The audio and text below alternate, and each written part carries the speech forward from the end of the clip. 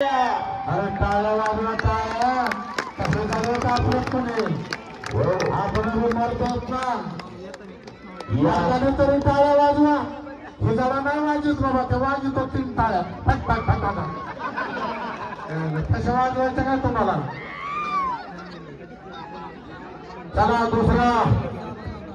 रविकुमार खाली बसून घ्या आता कुस्ती बघा खाली कुस्तीकडे फोकस करा यायला असं शरीर लागतं तेव्हा महाराष्ट्र केसरी होतं या सर्वश्रेष्ठ पैलवान आज या मुगावच्या मैदानामध्ये लढतोय रविकुमार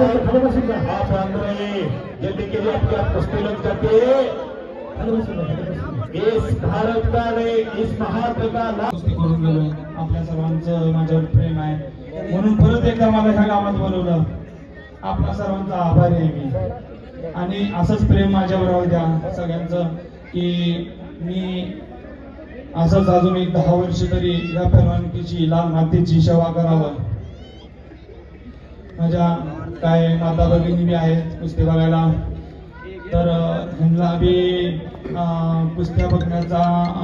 छंद आहे ह्या गावालाच मला वाटते की बरेच वेगळे मी कुस्त्या मैदानात गेले पण आपल्या माता भगिनींना कुस्त्या बघायला भेटत नाही तर इथं आपल्यात सर्व माता भगिनी इथं कुस्त्या बघायला येते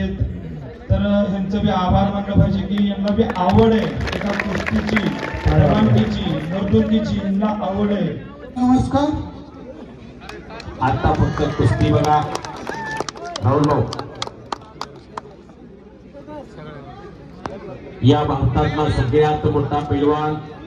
सिकंदर शेख अनेकांनी वर्णन केलं अनेकांनी सिकंदरला रेखाटलं अनेकांनी सांगितलं भारतातला सगळ्यात मोठा पैलवान सेलिब्रिटी पैलवान स्टार पैलवान पण ज्या बापानं सिकंदर शेख सारखा पैलवान घरात तयार केला हमाली करून त्या बापाच्या पाठीवरती अजून जाऊन जरा फोड बघा अजून सुद्धा पाठीवरती फोड बघायला मिळतील हमाली करून घरात एक कष्ट तयार केलं कष्ट केला आणि देवाला सुद्धा लाल मातीची सेवा केली ईश्वराला सुद्धा सिकंदर शेख सारखं रत्न पदरात टाकावं लागलं हाडाच्या काड्या केल्या रक्ताचं पाणी केलं म्हणून असा पैलवान घरात तयार झाला उरा मंदी माया त्याच्या काळ्या मेघावानी दाखविना कधी कुणा डोळ्यात न पाणी जिजू जिजू संसाराचा गाडा हाकला वटा मंदी हसू जरी कणा वाकला गडीवर तू थांब जरा ऐक त्याची धापर लई अवघड हाई गड्या उंगाया बापरा आणि असा बापाने संघर्ष केला हमाली केली आणि मग पोरगा घरात असा तयार झाला बघायला सगळ्यांना प्रवास ऐकायला मला बोलायला सोपं आहे तुम्हाला ऐकायला सोपं आहे पण ज्याने 10-20 वर्ष कष्ट केला 20 वर्ष कष्ट करताना तो अनुभव कसा असेल गेला आणि त्याच्यानंतर न कोणी या महाराष्ट्राचे कुस्ती क्षेत्र या महाराष्ट्राच्या कुस्ती क्षेत्राचा क्या भारतामध्ये कोणी नाव केलं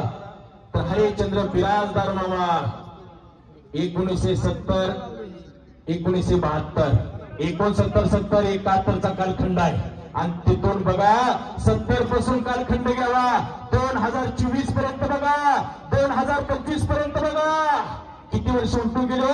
असा पैलवान भारताला बघायला मिळाला असा सिकंदर शेख पैलवान आणि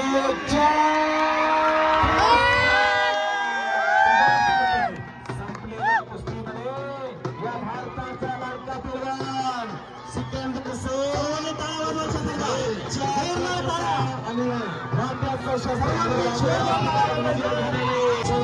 या विजयी कुस्तीसाठी सर्वांनी टाळ्या वाजवायच्या 1 नंबरची कुस्ती होती आणि ही कुस्ती आज महाराष्ट्र केसरी सिकंदर शेख यांनी ही कुस्ती जिंकलेली आहे